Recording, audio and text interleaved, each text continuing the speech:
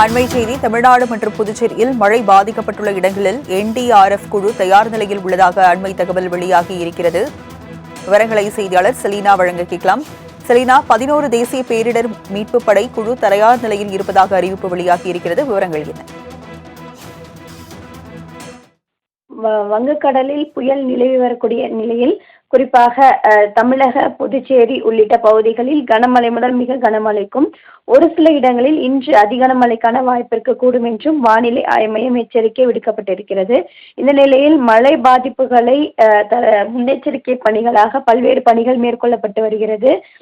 அந்த வகையில்தான் தேசிய பேரிடர் மீட்பு படையின் சார்பில் தமிழ்நாடு, புதுவை ஆகிய பகுதிகளில் மழை பாதிப்பை எதிர்கொள்வதற்காகவும் மழை பாதிக்கப்பட்டிருக்கக்கூடிய அந்த பகுதிகளுக்கு நேரடியாக சென்று முன்னெச்சரிக்கை பணிகள் மேற்கொள்வதற்காகவும், அதே போல பாதிப்பு ஏற்பட்ட பிறகு அங்கு இருக்கக்கூடியவர்களை பாதுகாப்பது, அவர்களை மீட்டு முகாம்களில் தங்க வைப்பது, அவர்களுக்கான அடிப்படை வசதிகளை செய்து தருவது உள்ளிட்ட பணிகளை மேற்கொள்வதற்காக தேசிய பேரிடர் மீட்பு படையின் சார்பில் 11 குழுக்கள் விரைந்திருப்பதாக தெரிவிக்கப்பட்டிருக்கிறது.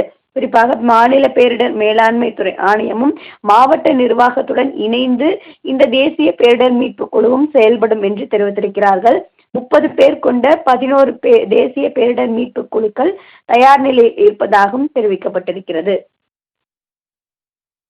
விவரங்களை வழங்கியதற்கு நன்றி செலீனா.